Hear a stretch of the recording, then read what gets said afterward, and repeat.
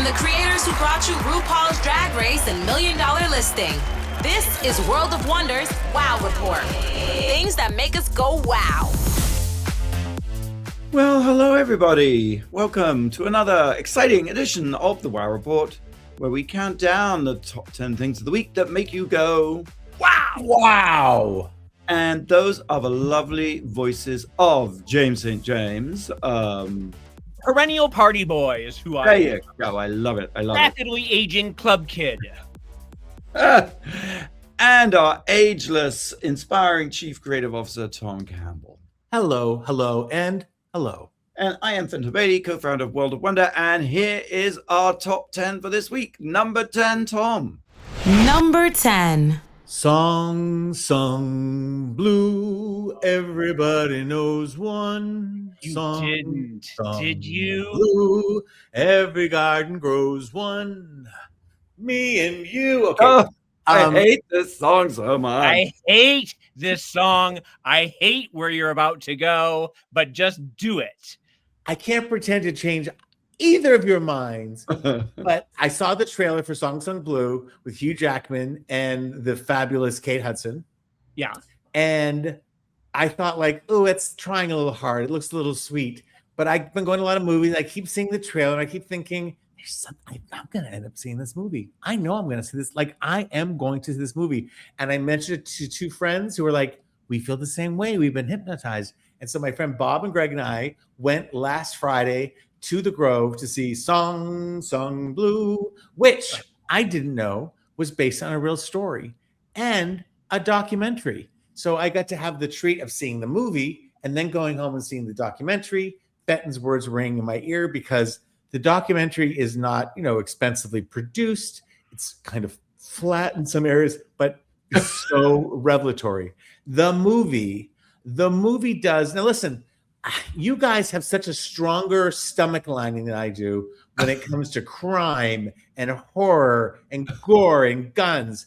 I thought I'm going to watch something on Netflix. I woke up early this morning. I want to watch some new series the kids are watching. I'm going to talk about that instead of my old things. And it was His and Hers or something on Netflix. And I put on a few minutes of it. And it starts off with a woman's throat gashed open on the top of a sports car in the middle of the woods. And I was like, I'm not watching this. I don't care what it's about. This is not my money. You just have to watch the news to see things like that. So. Absolutely. NPR is becoming an unsafe place for me. There's so much negative stuff going on in the world. But Sesame Street, too dark and crime-filled. A little bit, yes. Why is he always so grumpy? Song Sung Blue works. It works. It works. It works. Two of the most charismatic people on Earth. If you had to save Earth by giving aliens two of the most charismatic people on Earth to fuel their spaceship, I think you would pick Hugh Jackman and Kate Hudson. They are just naturally charismatic people. You want to be around them. They're fun. They've got good bone structure. I got to meet Miss Hudson recently, and I enjoyed her thoroughly. Anyway, it is a real show. His wig didn't bother you. His wig didn't drive you a little crazy. Yes, if I can live through Nicole Kidman's wigs of the 21st century, I can live through Hugh Jackman's wig. Okay. But the revelation, and there's it's about, I'm not gonna tell the whole thing, but it's about a guy who's a Neil Diamond impersonator, and he meets this Patsy Cline impersonator, and they meet, and it's all set in Milwaukee, Wisconsin, and they all talk like this. And it's a sweet movie. It might be like a Frank Capra movie or something, where it's like it takes people from, the middle of the country, not wealthy people struggling to stay alive, and they find joy in each other and in the music. And tragedy befalls them, and they have to deal with that. And Kate Hudson, I feel bad because I think Kate Hudson is a superstar. Again, I've seen so few of her movies. Almost Famous put her on the map at 20, and here it is 21 years later, and she's playing very bravely like a working class woman who gains weight, who has a drug problem, who just falls apart, and there is not a moment of vanity from her, and yet the beauty that is Kate Hudson and Goldie Hawn comes bubbling out of her. It walks the line, and so successfully. Everybody was smiling leaving the theater. Everyone was smiling. But Was the theater filled with a lot of Tom Campbells is my question. The theater's always kind of filled with a lot of Tom Campbells where I go. I don't know. Or it's maybe, empty. maybe it's the hour I go. What I was trying to be kind about was it filled with schmaltzy Old people like yeah. But you know, Neil Diamond is one of those things you cannot underestimate the power of Neil Diamond. Like there's some of his stuff that got a little cheesy, but like Cherry, I'm a Believer, Coming to America. I mean, there's some good tunes in there. Go ahead, rip me apart. Go ahead, Fenton. Didn't Fenton and Tom, didn't you go see a similar Broadway show that was a jukebox musical of Neil Diamond songs, and it was sort of about a Neil I did Diamond not see that. This is not Neil Diamond's life. He plays a No. But But it was a jukebox musical about a Neil Diamond impersonator, wasn't it? Fenton, didn't you go? I didn't see that. No, I didn't see that. No, I might be I making didn't know it up. that was I what it think was that about. That's what it was based on. I thought that's what this was based on. No, I think this is separate. If you Okay. need to feel good about something and not feel like it's one battle after another and wives with their throats slashed before you get to know who they are on dots and things in the middle of heavy metal music at 6 o'clock in the morning. I don't know why that's making me laugh. It just is. But it's true. Everything is so brutal. Crime. Listen, we're out there trying to sell TV. And it's like, hey, we have a new initiative. Crime. Cooking channel. Crime. You know, it's like everybody wants crime and murder. All right, well, let's go on to number 9. Samsung Blue, see it now. Run, don't walk. Thank you. Very good. In theaters. James, number 9. Number 9. Well, I have a feel-good movie too that I wanted to talk about that might be right up Tom's alley. I don't quite know. I first want to say though that there are a lot of hot new superstars out there, a lot of hot guys on the scene today. We've got Jacob Elordi, we've got Austin Butler, we've got Connor Story and Hudson Williams from Heated Rivalry. We've got all these people taking up social media on the red carpet and everything like that. I want to introduce you to a new hot superstar out there. His name is Tom Blyth. He is everywhere all of a sudden. He is the star of the Netflix rom-com called People We Meet on Vacation. You might have heard about it. It is the #1 show on Netflix right now. People are going a little berserk for it. I went into it wanting to hate it. I was a grumpy old queen. Surely not, James. I can't imagine. It's true. Weird. And It's hard to believe.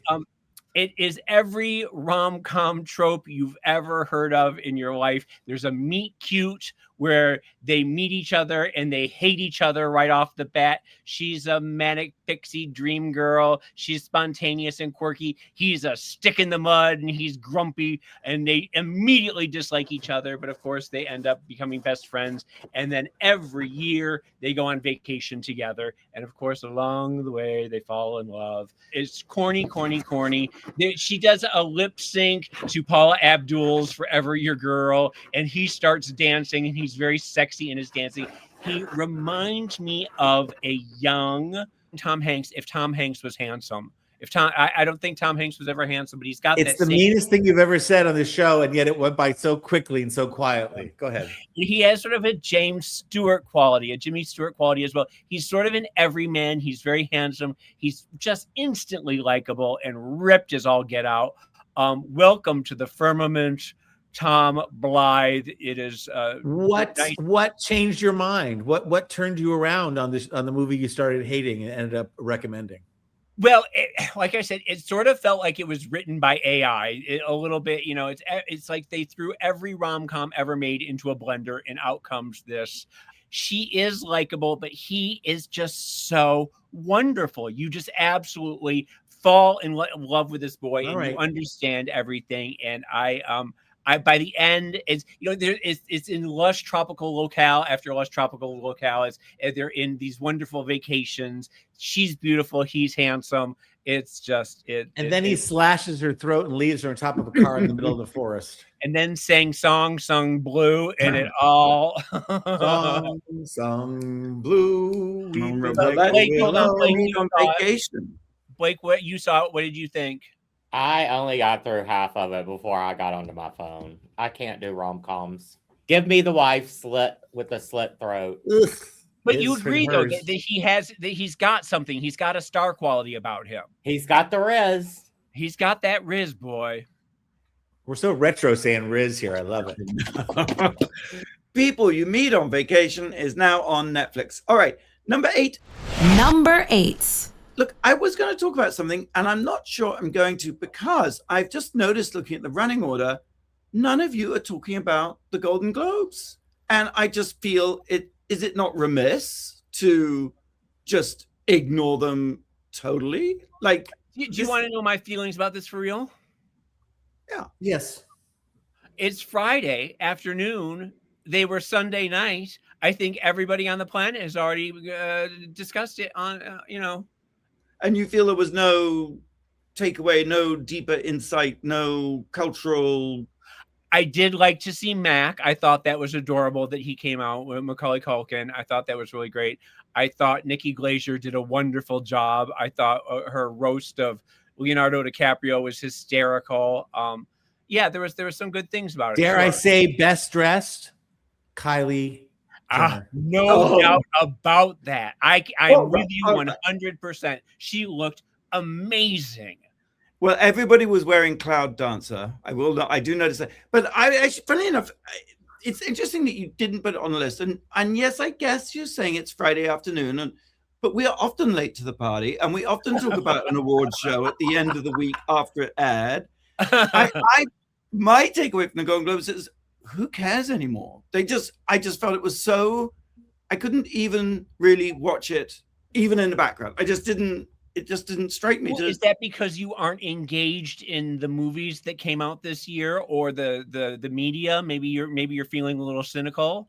A little jade, yes, and just a feeling that, doesn't it just feel over? Just the sort of red carpet celebrity, and yet celebrity like award shows are kind of the last time that a bunch of us come together. Not everyone, not like it used to be, but a bunch. And I do feel movies like Hamnet, which made an impression upon us, I think they get recognized in a big way. And what's the wonderful actress's name who won, James? I can't remember. The actress of Hamnet. Jessie Buckley. Yes, but her star rises. And we always knew the Golden Globes, which were pretty well produced this year. Nothing radically bad happened, but they were pretty strong. It's all a Hollywood game still. Whether Hollywood's going to exist in 5 years or not, I don't know. But it's a Hollywood game to amp up publicity for the Oscars, right? It's all just hype. And see, for the first time in a while, I know we've argued about this on the show, but I loved Marty Supreme. I loved One Battle After Another, and I loved Frankenstein. There were a number of movies that really just got me this year. Yeah. So I felt involved in a way I maybe haven't felt in a couple of years. And you have both been in the movie theaters this past year, more, I think, than previously. So for good. Yes, I loved it. And Kate Hudson was ripped off because she didn't win for Song Blue. I also just say the shout out, and people have said this too, but I'm still going to say it. The Be Good pins. Yes. I love seeing them. I love that Jean Smart wore them, and Natasha Lyonne, and lots of people, Mark Ruffalo.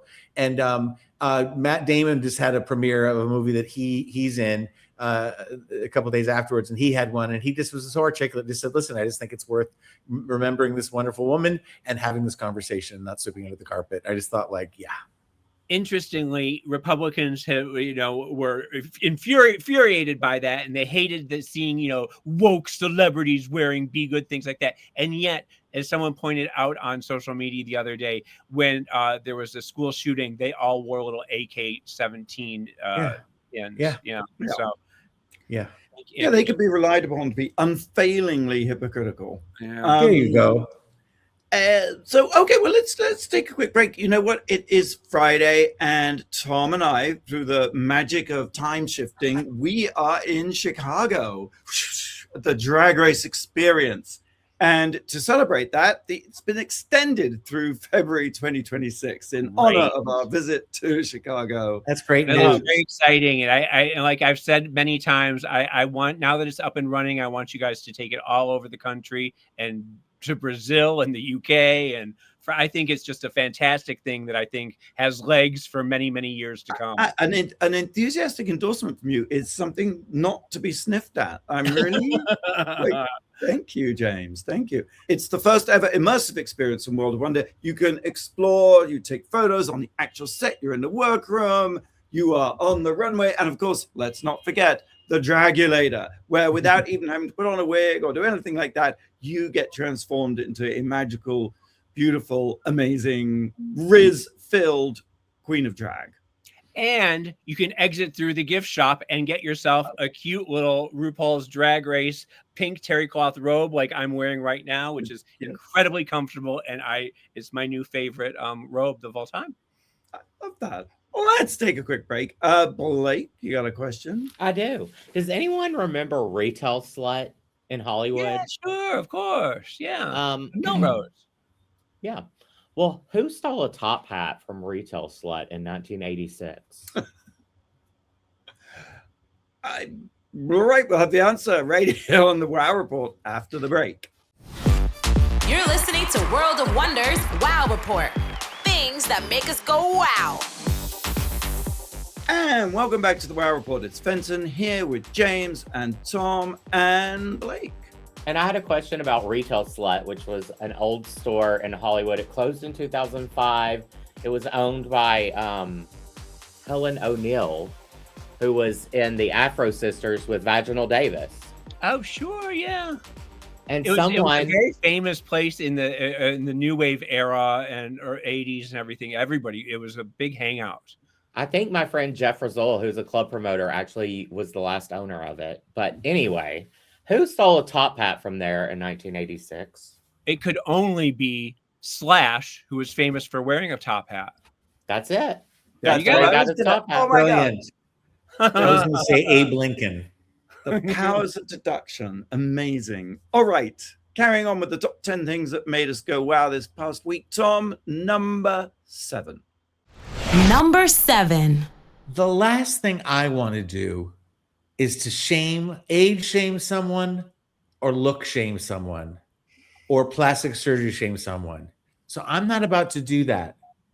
I'm about to show you the cover of the current issue of Westlake Malibu Lifestyle. Sorry, people who are on radio. This is for the YouTube people. Their cover story is on a young starlet named Candy Spelling. I thought it was Sydney Sweeney when I saw it. I thought it was a 21-year-old ingenue. It looks younger. It looks like Jean Benet lived and was frozen in time.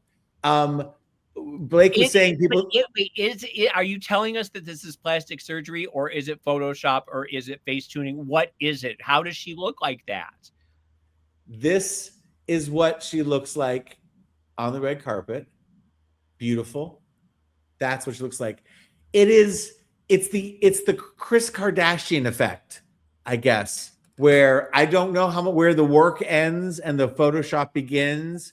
I'm not shaming her because she saw this photo. She approved this photo. You know what I mean? It's like, and it also speaks to, you know how kind of hot Martha Stewart looks these days? Oh, Martha. Yes. Martha looks beautiful. The hair and the sexy. So I'm if you see something, say something. It's in that category. Really. Well, I'm going to say something. Harpo, that woman is Trisha Paytas. That ain't Candy Spelling. Were we not? I don't know what any of that means, but I'm agreeing. I know. You know who that is? The social influencer Trisha Paytas, right? I'm not on social media. I don't know any of this. She does look beautiful, Tom. I'm hoping that she had complete rehaul work done, and I hope that she looks like that and that she goes out there and lives her best life. I think she deserves it. I am all for it. I just felt like to not mention it. Like it felt like it's the same way I feel about the little robot carts. Because I think I don't think they do any work. They're just here to make us used to robots, and so we'll be slaves to them. And Wait a minute. What? You're comparing Candy Spelling's face to a robot cart. To a robot cart. These things are happening that aren't normal. And I feel like the Twilight Zone episode, and if I don't say something, then we're just going to be blindsided by it. And soon everyone's face will change and people will be like, what are you talking about? It's like, no. Candy Spelling doesn't look like that normally. And whatever she had done, I want to know how she did it. I need a tutorial So have you, after seeing that photo, did you go online and find other photographs of her that are contemporary or shot There now? was just that one that I just held up where she looks, like the. But could this be pre-surgery? Could this be absolutely? I have no inside. This just broke. My eyes don't know. Like it really it confuses the senses. It questions the timeline that we're living in. It actually makes me curious and nervous about gravity. To be quite honest, I have an answer for you about that, but that's another item in the show. So that kind of stuff, actually, I'm not being mean about it. It kind of gives me joy. It gives me a giggle. I was just at my doctor's office, and I showed everybody at my doctor's office, and they were very thrilled. I was driving and looking on Instagram, and I saw it, and I was like, "Oh my gosh!" It was like it really did make me sit up and pay attention. It's the biggest thing that happened this week, no matter what's happening in the world. And the only other thing that makes me happy, the only happy news I get this week. This is Trish Paytas. She is something. She is. The only other happy thing is there's a footnote. We can move on. Is I'm very happy to have heard and read the announcement that Jonathan Bailey and Ariana Grande of Wicked 2 fame are coming together on the West End stage to star in Sunday in the Park with George, which I saw one of the original plays I ever saw with Bernadette Peters. And I don't know the dates yet, but I want to, like, if anything got me to London just for like a weekend, it would be that. I think we have 2 years to save up for it. I think it's not coming until 2028, I think. All right. Well, let's move on. Number 6, James. Number 6. Number 6, Tom and I seem to be in sync today. He's doing his Rebecca of Sunnybrook Farm thing. I'm being cynical and mean. We're talking about people's weird faces. I watched Members Only on Netflix. I don't know if you've been hearing about this. It is grotesque. It is a monstrosity. These people are the worst people you've ever seen. It was pitched, I'm sure, as the Real Housewives of Mar-a-Lago. Oh, okay? This is the West Palm Beach girls. They say they're Palm Beach. They are West Palm Beach if I have ever seen West Palm Beach. I grew up in Florida. I know a thing or two about West Palm. I think, like I said, it was pitched as like a Real Housewives thing. I don't think Andy has anything to worry about. I don't think the Real Housewives franchise is worried about this. When I say these are the worst, it is the worst reality television show I've ever seen in my life. Worse than The Swan, worse than Are You Hot, worse than... I thought The Swan was good. I'm sorry. I know you've spoken about this. You wrote a chapter in your book about how wonderful it was, if I recall. I think it was just a travesty. This makes that look like prestige television. It is... These women, you suddenly understand the Mar-a-Lago face, okay? All these women look like Laura Loomer. They have the lips, the fish lips, the filler, those big weird eyebrows that are sort of like Brooke Shields on acid. They all look like sort of Eastern European hookers in their hoochie Gucci hotsy totsy mama outfits that are so tacky. And they all are, the whole goal of every episode is to see who has been to Mar-a-Lago that week and who is throwing the word. It is unbelievably crass. It is unbelievably vulgar. These people are just the worst people on the planet. And yet now I completely understand what's going on at Mar-a-Lago. It's just, it is crazy, crazy, crazy. Blake, you've seen it. I have, and Sue Bell is on this too. Your favorite. Unfortunately, Sue Bell is a Palm Beach icon. She is a socialite. She's one of my favorite people on the planet, and she was somehow lured into being on the show. And I reached out to Sue Bell when she started getting hot on Instagram, and she never got back to me. And I think World of Wonder was not a calling card for her right-wing politics. That's just my. Well, then this is the perfect show for Sue Bell then. Oh, well, but I collect Stubbs and Wooten opera slippers, and Sue Bell just did a collaboration. So I have a pair of Sue Bell slippers coming, but they take 8 weeks to hand stitch. So I will unbox it on the show. I love my Sue Bell slippers. Love how you can find common ground with everyone. Now, James, I just have to ask, I know you don't like watching the series, but when do you appear? When's your episode? Right. I will. I swear to God, I don't see any World of Wonder productions calling. If they call me, I am game. You people are out. I am out the door. Well, okay, very good. You need to come and stir them up. You should pitch yourself as someone who comes and sets them straight. Did you watch the whole thing or just a little bit? I watched 3 episodes before I violently retched into a bucket next to my bed. All right. All right. Well, okay. Let's move on then to number 5. Number 5. Just to go back a little bit, you were talking about, the timeline and these amazing faces of more mature ladies who suddenly seem to age backwards. And what was it? You were sort of, there is a conspiracy. There is it's conspiratea because, well, Three-Eye Atlas has kind of like conked out, hasn't really delivered and is going away from us now. And there is this theory I found on Instagram that the world ended December 21st, 2012. Did you hear about? I wasn't aware of this, but have you heard about this? That the world ended, that we're already, as it were, dead. Did you know that? Well, I did.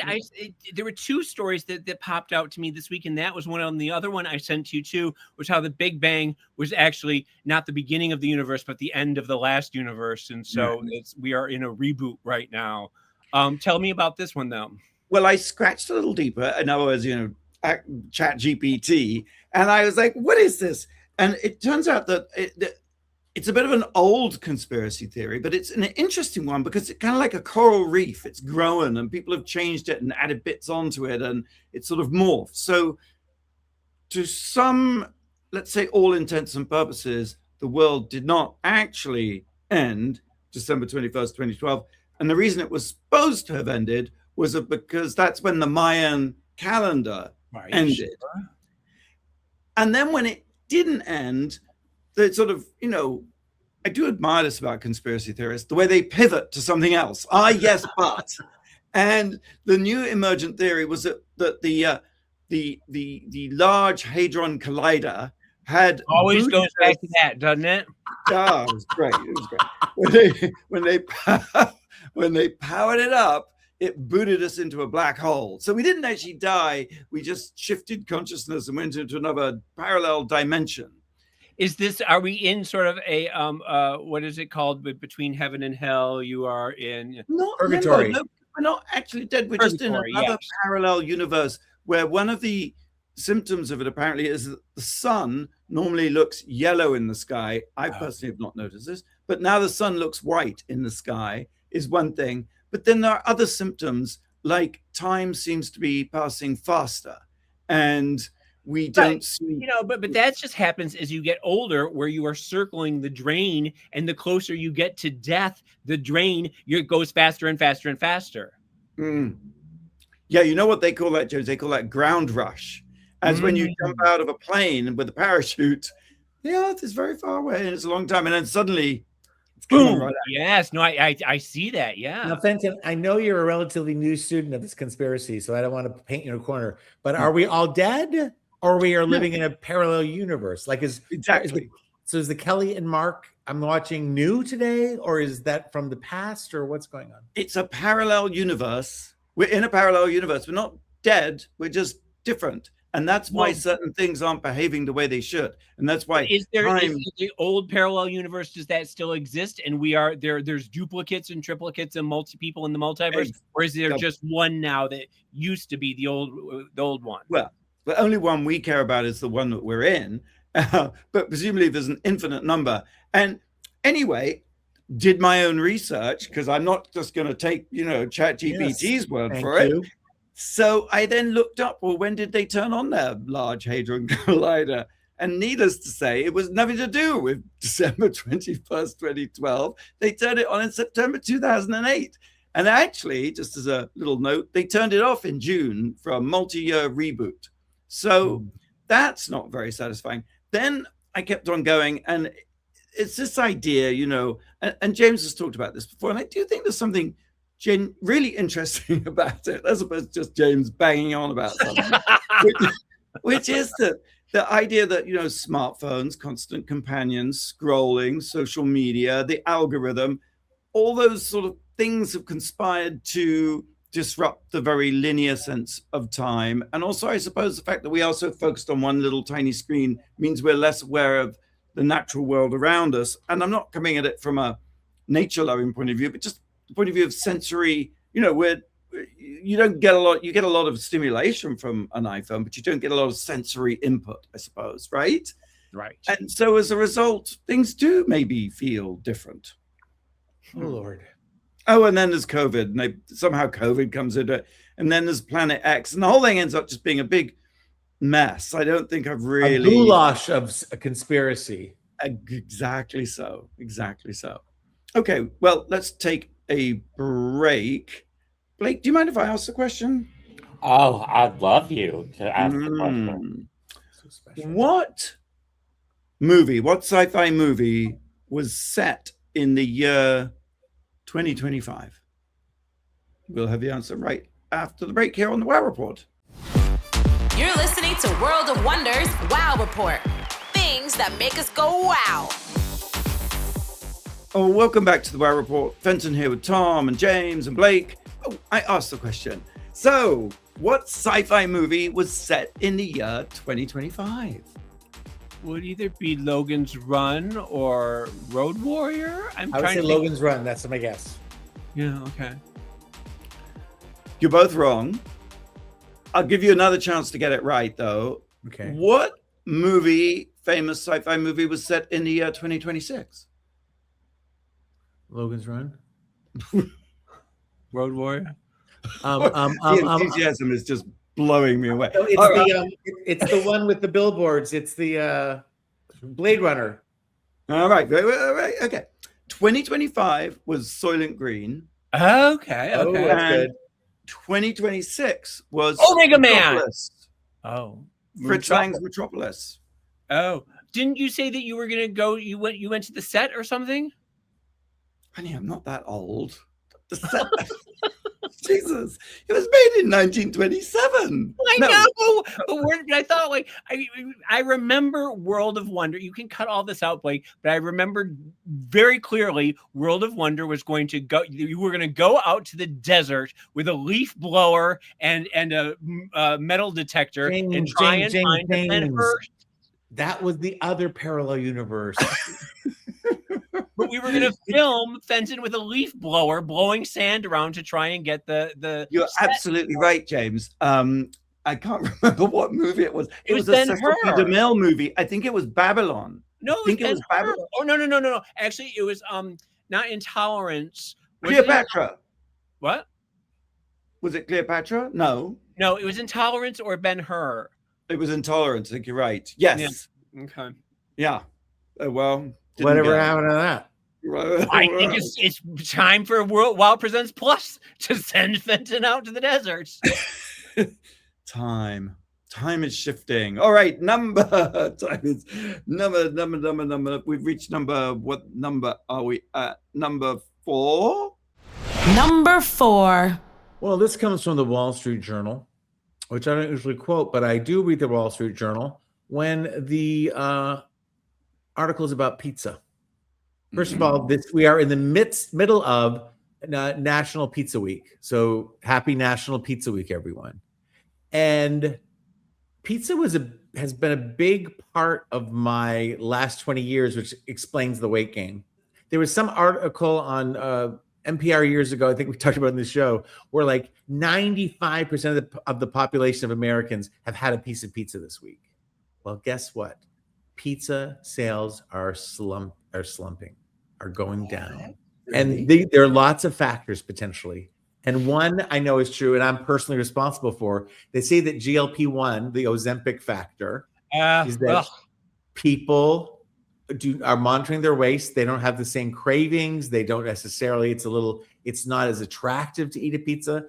You know, a lot of people are on those things. It's supposed to be affecting all of snack food and packaged food.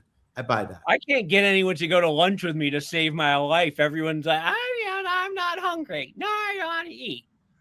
I hate them. So you just order a pizza.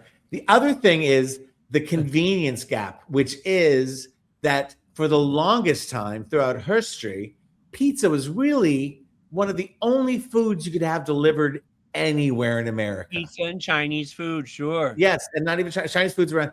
And so there was not a lot of competition. Pizzas came, they were good, you ate them. That was the thing. And now with your Grubhubs and all your different kind of apps, DoorDashes, sure. You can get anything you want. You can get things from Dantana's. You can get, whatever, Mexican, you can get anything you want. That makes sense. The third thing is just deal fatigue, that it's expensive. Now, I have to say, since I started using Mongiorno, which I can never say right, 2 Septembers ago, I have not used my Domino's app. I got on the other day because it's the holidays. I was feeling a little frisky, and they've changed it, and everything is so. Do you ever just find that you like put together like a pizza, and then you see like it's $35? It's like, I don't want a $35 Domino pizza. I want like a massage or something for that. I don't want a pizza. So I keep not buying from them. But I don't know. What's your guys' past, present, and future relationship with pizza like? I did just order a pizza about 2 weeks ago, and it was the first time in about 6 months. And I enjoyed every second of it. But then I had heartburn like I haven't had in ages. And I thought, why did I do that? I'm an old man. I should not be eating this crap. May I ask what kind of pizza you got? From where? Little Caesars, because I have like growing up, I ate Little Caesars, and so I get it. No shame in your game. Yeah. Tironi pizza is so good. Is that the kind you buy at the store? No, you have to go to the restaurant to get it. It's on Beverly or Melrose, and they've got one in Larchmont too. And I just had some the other night because Elliot loves pizza, but he doesn't like the crust, and so he eats all the gooey bits, and then I just love to munch on the crusts and because it has a little pizza flavor, but not too much, Well, now tell me though, how are pizza roll sales doing? Well, that's next week's show. Thanks to DP. Stay tuned for this. People are buying this. Just the idea, when McDonald's puts like a dollar menu together and their sales go through the roof, and people really are, God bless everyone, looking for affordable ways to eat. It's crazy times. Blake, what's your pizza situation? What's your pizza gate? I just had pizza the other day, but I just went to Ralph's and bought a frozen pizza. That's what people are doing because it's cheaper. I also find people are going much more to 7-Eleven for coffee and pizza because it's good. I do like Stouffer's French bread pizzas. The Lean Cuisine French bread pizzas are really good. Sounds like an oxymoron. Lean cuisine pizza. I can't really eat those anymore with my veneers, though. I always burn the roof of my mouth. But just when everything's changing. Candy Spelling's face, robots on the street, and pizza, which everyone loved and everyone could eat and everyone had delivered, is on the decline. So it's crazy times. I think pizza will be back. I do, I must say. Number 3, James. Number 3.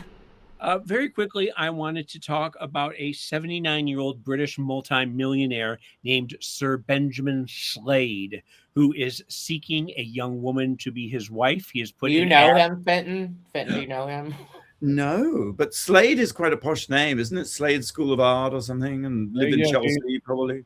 Well, he's looking, as I mentioned, for a young woman to be his bride. She wants to have a son to inherit his fortune and continue his lineage. Nothing like waiting until the last minute. He's 79 years old. These are some of his requirements. I want to talk to you about them. She must be good breeder. Okay, she must be at least 20 years younger than him, although 59 does not seem like good breeding years to me. No Scottish women. Must be able Does to it say why? Well, no. Well, Scots, you know how Scottish women, they're all, how they are. I have no idea. I don't either. But anyway, she must be able to have 2 sons, an heir and a spare.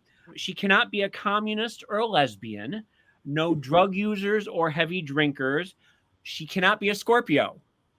No Scorpios allowed. She must be able to manage a 1,300-acre estate and 2 castles. She cannot be from a country beginning with an I or with green in their flag.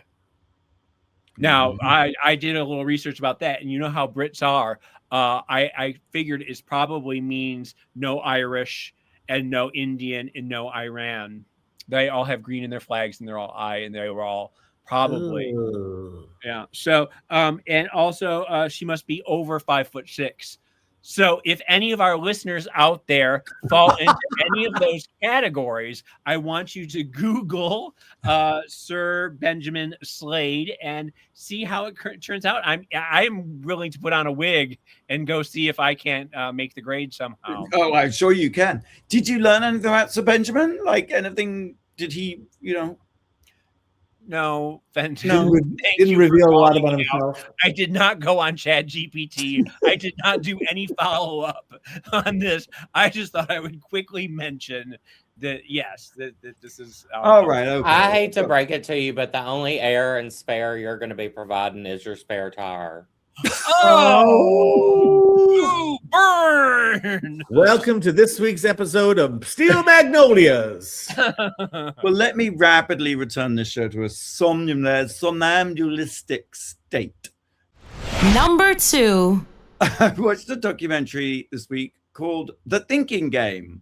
It is on YouTube, and it seems to have been made by Google, and it's all about DeepMind. And DeepMind is one of the AI companies that Google snapped up for, I don't know how much money, but they snapped it up, and now they've made a documentary about it.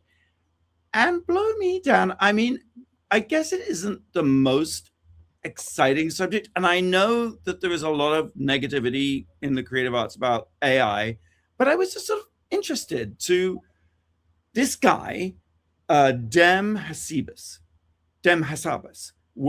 he's a young guy, 30s, 40s, and he was a prodigy child chess champion growing up in the UK. And he had a singular ambition, which is basically, I want to solve AI. He believes that AI is the greatest gift, the most radical change we've seen. He says it's bigger than the internet. It's like electricity or fire, or he puts it up there as and has dedicated his life to what he calls solving AI. And he kind of seems to have succeeded. And this is where maybe I'm not going to get too technical, I'm just not capable of it. But his basic idea was to use games as the way to kind of train computers. And at first it was a question of putting in all the input of the previous games people had played and using it like that, like a sort of giant encyclopedia approach. And then they said, no, this is completely wrong. If we can teach a computer how to play the game and get better at the game just on its own, not with human input, just play the game and use what they call a Q table, I think, which is the idea that when you win, you get rewarded. Use the idea of accumulating rewards for the computer to keep going and get better and better and better. And this method worked to an astonishing degree. Did they say what the game was particularly that they was playing? Yeah, there's this game called Go, which apparently there are more possible solutions to the game of Go than there are atoms in the universe. And they started off with this thing. They ended up basically taking on the number one player who's in China. And the number one player in China was playing against the AI. And suddenly the Chinese government cut off the feed. And he says that this was sort of like the Sputnik moment. It launched the AI space race, and that having done that, they then decided to play another kind of game. And this game is called, and just tell me when I'm boring you to death, Casp 14. It's an annual CASP 14. It's an annual contest around the world to find out who can predict the shape that proteins take. Now, I don't completely understand this, but if you can figure out how proteins, which are the building blocks of life, how they form and what shape they're going to be, you kind of hold the keys, well, to curing almost any disease for a start, because malformed proteins are the cause of a lot of diseases. And blow me down, they figured it out by this thing called folding. And this is where it loses me. But they managed to succeed. And basically, I mean, because the company had been bought by Google and because in a way they have limitless pockets, they then released the structures to 200 million proteins. And I've always felt that the march of AI has been a rather sort of a story without character, or even a story without a story, it just gets quicker and quicker and more and more. But this guy really was really quite inspiring. And the documentary was really interesting. And my gosh, it has been watched, let me just get this right, 272 million times in a month. So something's going on. By people or AI? I don't know. Maybe it is. You've got to embrace it. It's here to stay. It's Pandora's box. It's fire. You can use it for good or evil. It's like it's fascinating. And in the right hands in medicine, it's an amazing what could be done. Exactly. But in wrong hands with people like entertainment people trying to get rid of actors and cinematographers and what have you, I think it's evil. Well, it's like when the internet came out to begin with, everyone was like, oh my God, there'll be no more ignorance, there'll be education, things will be, and it's all going to work out great. But obviously there's a whole huge portion. Well, that's a really good point. I think anyone who thinks a technological fix is going to save the problems that have dogged us for thousands of years is off their trolley. And that's the naivety, isn't it? Because it's just the telephone didn't, the television didn't, the car didn't, But for every great invention, someone's trying to figure out how to scam you with it or how to make money. It's the New Year's Eve party email that's going around the office. Don't click on it, James. There's a thing now that's going around where it's like, well, come to my New Year's Eve party. And it's shutting down our email. Yeah, we're being completely whatever the word is. Why would I click on someone from World of Wonder asking me to go to a party? Because it sounds like you're pretty lonely and desperate and no one will eat with you. We'll be right back after the break when we reveal the number one thing this week that made us go, wow. You're listening to World of Wonders Wow Report. Things that make us go wow. All right, welcome back to the Wow Report. Fenton here with Tom and James and Blake. We've had a rollicking good ride. Time now to reveal the number one thing that made us go wow this week. Number one. It's been a while since we've had a Resistor of the week. I think it's time we bring it back. I think there's no better time in the world right now than to resist what's going on with Trump land. There was a gentleman at the Ford factory who screamed at President Trump as he was walking past. He called him a pedo protector. And then Trump lost his mind, said F you to him a number of times, gave him the finger. Unfortunately, the gentleman was fired on the spot. Ford fired him.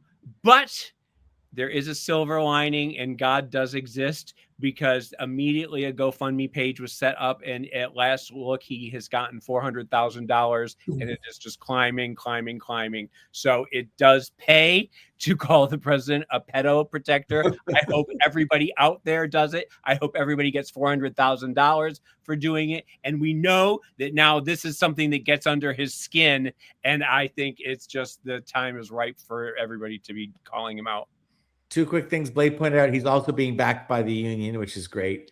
And second, he's so smart because he didn't say anything that, like, he is a pedo protector. He is withholding the Epstein. Like, that's, can't say he's a pedo, like all these things he's, you can, but like I just love that statement because it's irrefutable. And it's TJ Sabula. TJ Sabula. So we salute you, TJ Sabula. You are our resistor of the week, and may we all follow in your footsteps.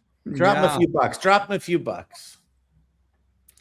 Well, thank you for tuning into the Wow Report on Radio Andy Sirius XM this week. You can catch previous episodes on our YouTube channel, Wow Presents, and God willing, time permitting, Conspiritea, we will see you at the same time, same place next week. Until then, go out and do something that makes the world go wow.